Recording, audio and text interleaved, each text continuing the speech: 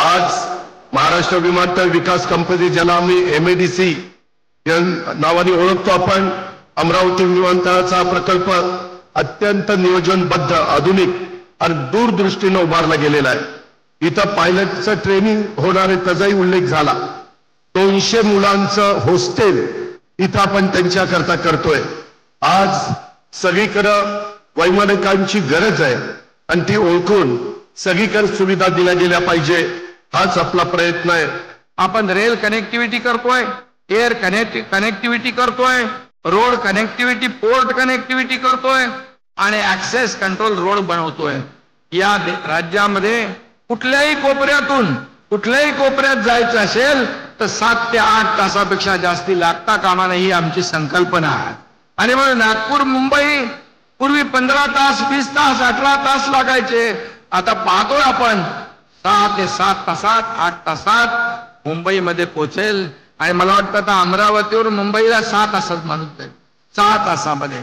अमरावतीचे पालकमंत्री बावनकुळे आता 6 तासात नागपूर टू मुंबई।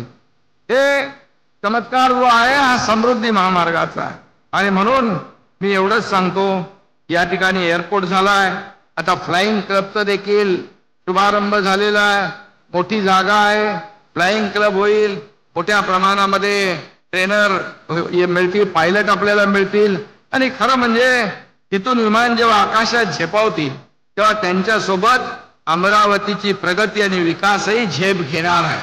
मुंबई हो, पुणे हो, नागपुर जैसे बड़े बड़े शहरों को हब्स के विस्तार हुआ है और वही 7,000 करोड़ से अधिक बजट से हमने कोल्हापुर, जलगांव, नासिक, गोंदिया और सिंधुदुर्ग जैसे रीजनल एयरपोर्ट्स को भी उड़ान योजना में शामिल करते हुए उनको भी आगे बढ़ाने का काम किया है।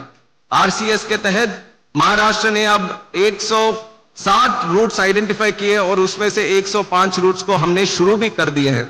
मुंबई, पुणे, नागपुर और शिरडी हवाई अड्डों पर यात्रियों की अगर संख्या आप देखेंगे तो पिछले 5 साल में 40% बढ़ोतरी वो सब एयरपोर्ट्स में हमने देखने को मिला है।